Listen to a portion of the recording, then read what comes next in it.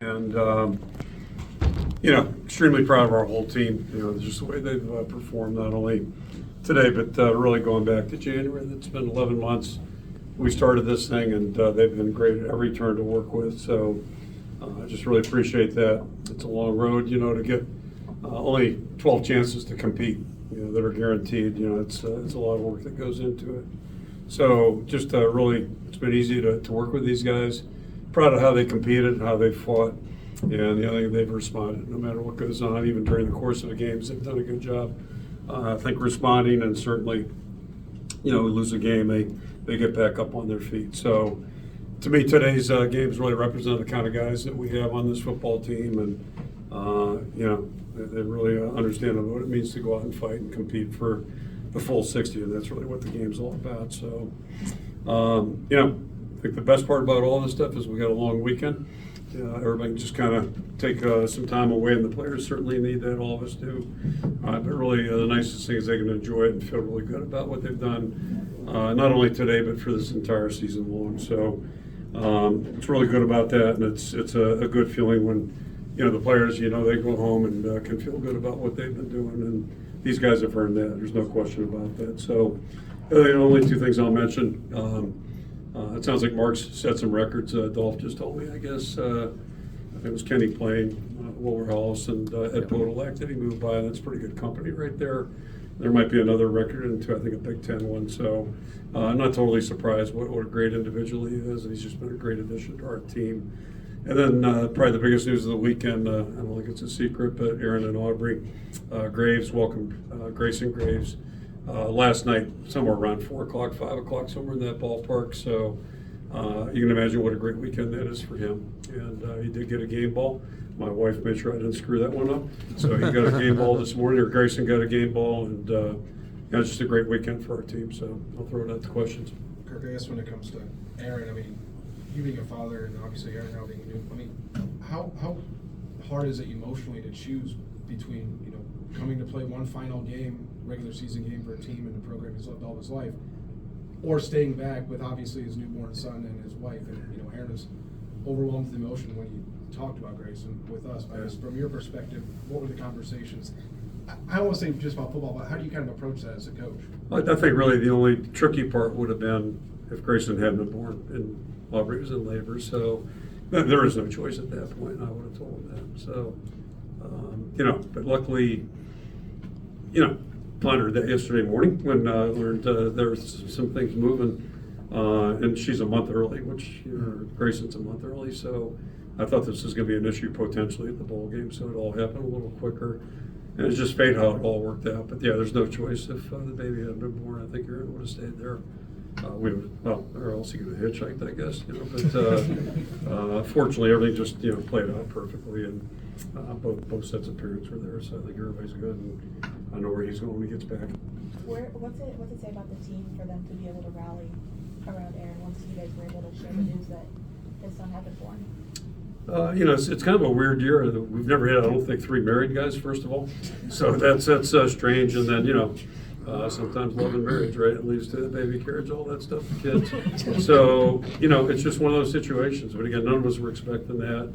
Aaron's just, highly respected. What a tremendous young guy he is. And, it's things happen fast for him. So it's a good thing. But I'm not surprised at all those guys. He's earned everybody's respect in a lot of ways. What about today's game would you say kind of epitomizes this particular team, this particular season? Just the way they competed. The first half was touch and go, certainly, and wasn't going per script. We had tremendous respect for number 21. He's a really good football player, and he was on film. And then certainly, we got to experience him live today. We had a hard time tackling him, and so he ran the ball really well. Popped the one real big run, and then hurt us on that screen pass too. That was a really big play for them. So we had our work cut out for us defensively, and then offensively it wasn't easy, but the guys just kept pushing, and we had the one mishap in the kicking game, which is uncharacteristic, but it's just one of those plays but the defense helped the cause there. So just back and forth, everybody. Nobody on this team. The 3 groups, they don't look at each other funny. It's just like something happens, we're going to play on. We'll make up for it. We'll figure it out and keep going. And that gets on the players. You've got a bunch of really good guys working with each other, and they don't panic. Only 4 teams have won 8 games every year since 2015. Georgia, Alabama, Ohio State, and your program. Yeah. What does it say about your program and how you've been able to sustain that success? It doesn't make headlines, I guess. 8 wins doesn't, but it just, I think, the game's all about trying to do your best daily. That's all it is. And our guys have been able to do that, and it's you guys heard me say it before. It's hard to win. It's hard to win in college football games. I can't speak to high school. I haven't been there in a long time, but it's hard to win in NFL games. It's just there's a lot of people competing trying to do the same thing. So I'm proud of the consistency there.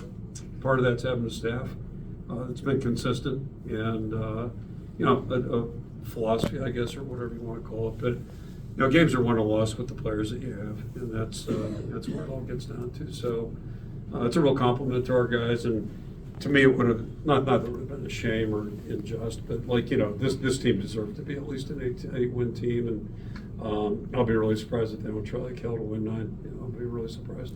Kirk, you always talk about you need stories to develop during the season to have a good year. DJ Voname seems to be one of those guys. Yeah, I think it was part of today's story. I think if you look at Voname, Reese is not a first-year guy, but he's had a lot of injuries that he's dealt with, and I think we've seen now that he's really starting to come into his own, if you will. We've had some injury situations. Everybody's got injuries in November. That's not unique, but TJ could have gone, but not. We didn't feel comfortable. He went full speed. So all of a sudden you look up and Godfrey's out there playing, and then next thing you know, Jacob Wallace, who's on the scout team 5 weeks ago, he's on the scout team. He made a couple of plays, but that's what you like to see. And DJ's been a guy with every opportunity that just looks comfortable, and he just keeps getting better. And he stepped up big today. We found him in a couple of good situations, and he likes playing. It's just he's easy to like out there on the field. That's for sure. What did you think about the way Rashad played? Looked good to me. Yeah, it looked good to me. He's I won't say issues, but he's almost gotten too big at times. We're on him about his body weight at times, and for young players, it's part of being with young guys. They don't understand the details. But thought he competed really well today. He's a tough physical guy, and he's a great guy to work with. And it's this should do something for his confidence, because it's one thing to practice and all that stuff, but getting out on a game field and having success against a good football team, I mean, it's a big thing. So hopefully that'll give him a shot in the arm. We had high hopes for him anyway, and this ought to help push him down even further. For a guy like DJ Voname to go from the bottom of the depth chart to the team's leading receiver by this point in the season, just how does that happen, especially here at university where the tight end, so to say, the persona I guess you guys have for tight ends is so special? Well, first of all, don't pay too close attention to our depth charts, because we don't always tell the whole story. But it's how experience and all that. So I guess at one point he probably was, but we really with him last spring we saw him doing that. He was clearly better than maybe what the recruitniks would have said and all that stuff. And then last spring he just started looking comfortable playing the position. He was a high school quarterback, and I've said this before. I think it surprised me more than anything was just his ability to block and his willingness, and he's got a knack for it. He does some things that take more guys more time to learn how to do. He seems to be able to do that pretty adeptly. But it all centers around his attitude. He's a really good athlete, but he's got a great attitude, and he really loves playing. So, it's what you do with your opportunities as a player, and he's doing a great job there. Why was it important to keep Mark in the game for the final kneel down? You're up by 24, you're down to the back up. Yeah, I don't know if there's anything intentional there other than just, he first of all, he don't want to come out. That's probably the biggest part. And then ball security, even though we're just taking a knee. But, I think it's really fitting.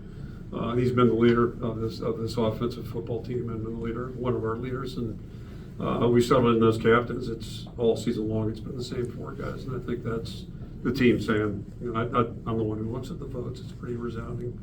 So, it's just, it's good that he was out there. I know he enjoyed that moment. Speaking of Mark, he goes into that upper body injury that he was hurt with the upper body. 3 plays later, he scores on a quarterback sneak. Yeah.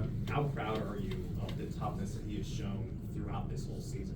Yeah, I'm not surprised at all, but very tough. And I just said that on the radio. I think, one of the things that really impressed me, he has to come out of the Indiana game. I appreciate his honesty in that game, because he came and said, I can't do it, I can't decelerate. Excuse me, but ever since we moved in that new building in 15, I've got a window now to the outside, so I saw his car out there. I mean, shit, he was out there more than I was.